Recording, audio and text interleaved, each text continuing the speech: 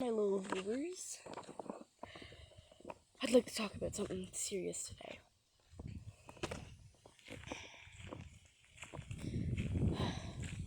There's wildfires happening in Canada. I bet they're spreading quickly.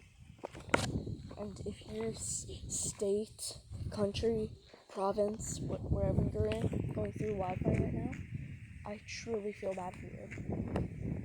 But that's not the bad. That's also. But here's a good thing. But that's not a good thing. But here's a good part about something. If you're in Canada or anywhere and it's August 12th or 13th for you, you're in luck. There will be a big meteor shower, I think a big meteor shower, happening at midnight.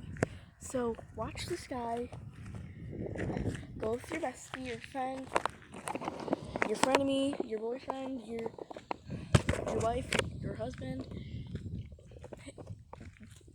Just spend some time watching the